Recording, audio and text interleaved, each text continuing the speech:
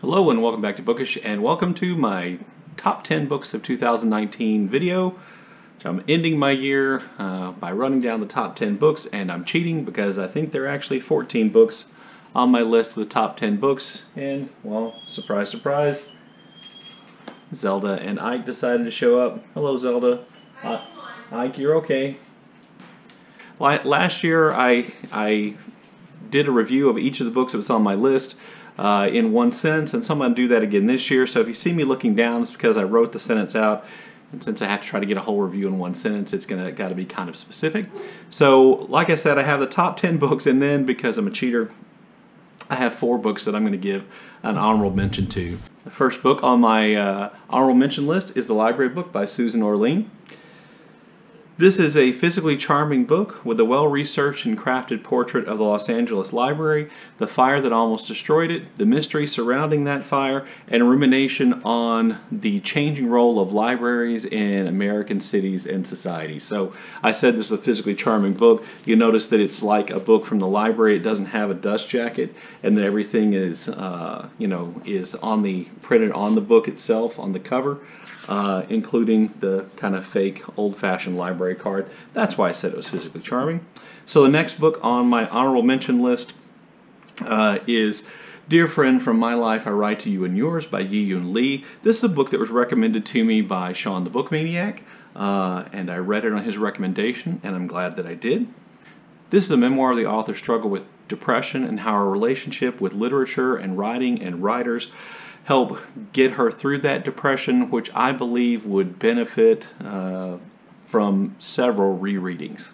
The next book on my honorable mention list is Sing Unburied Sing by Jesmyn Ward. I think this book was recommended to me by Jaclyn of 6 Minutes From Me. If it wasn't you, Jaclyn, or somebody else, please let me know. I'll put you in the show notes down below, as I will all the other booktubers who I got recommendations for these books for. So here we go for Sing Unburied Sing. It's a sad and beautiful story of death and ghosts and regret and the impact of history and changing social values on a family on the brink of collapse. So the fourth book on my honorable mention list is This Republic of Suffering, Death, and the American Civil War by Drew Gilpin Faust. This is a book that was a part of Jason over at Old Blues Chapter and Verses. You Carry Your Coffin project all year. It's a work of history by a fairly eminent, well-respected historian. So this is an original primary source-based history of how the American Civil War changed our ideas about death and burials and grieving and mourning and memorials in really fundamental ways. So those are my 4 honorable mention books. So now to get to the books which are actually on my top 10 list. So number 10 on my list is Celestial Bodies by Joko Alharti. This book was recommended by Shawn the Book Maniac. This is a rich, intricate, multi-generational portrait of a family balancing religion, tradition, folk tales, and modernization in 20th century Oman. So number 9 on my list is Ohio by Stephen Markley.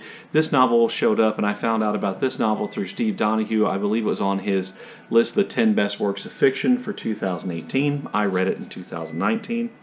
This is a novel centering on a small-town group of high school friends who find their lives still intertwined 10 years after graduation by violence and weakness and sex and abuse and betrayal and revenge, and that story is woven together in a brilliant and intricate plot.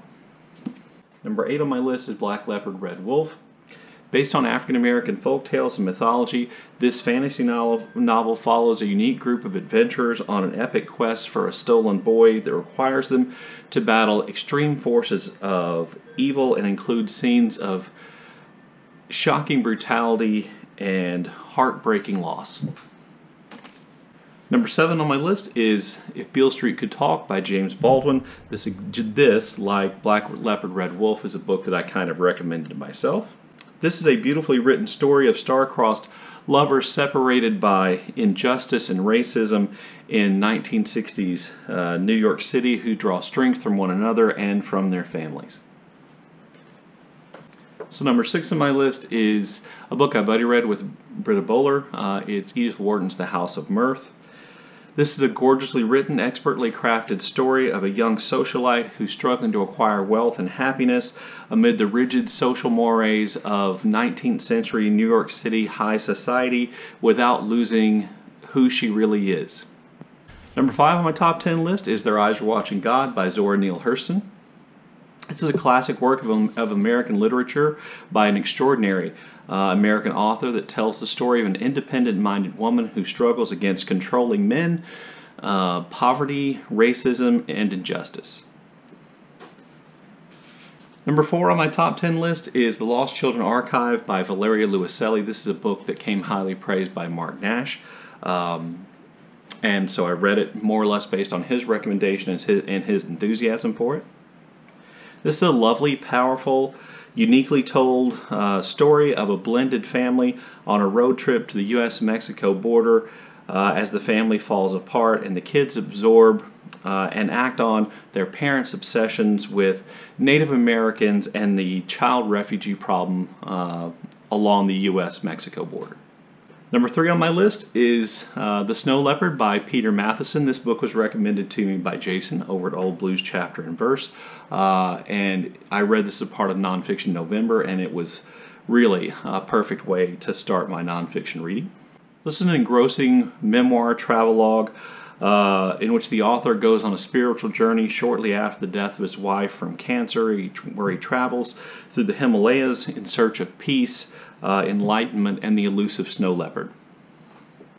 So number 2 on my list is Nickel Boys by Colson Whitehead. This is a book I picked up because I read The Underground Railroad by Colson Whitehead a couple of years ago, and I really liked that, so I picked this novel up this year, and it's my second favorite read of the year. This is a tragic but all too real story of a young African-American man who's caught up in the unjust, cruel, and often deadly juvenile justice system of the segregationist American past, written with unflinching clarity and brilliance. And the number 1 book on my list is Transcript by Heimrad Bacher. This again is a book which I found out about through Marc Nash's channel. He read it and was moved by the power of this book, and I read it and was just completely blown away this month. I read it and just was amazed, and still one of the most powerful things I've ever read. This is a powerful work of concrete poetry which uses the work of bureaucrats and everyday officials who carried out the Holocaust to powerfully evoke the everyday nightmare of the evolution of the Holocaust. All right, there you go. There's my top 10 books of 2019, the top 10 list plus 4 books of 2019. If you've read any of these books, I look forward to your comments in the comment section below, and as always, thank you for watching.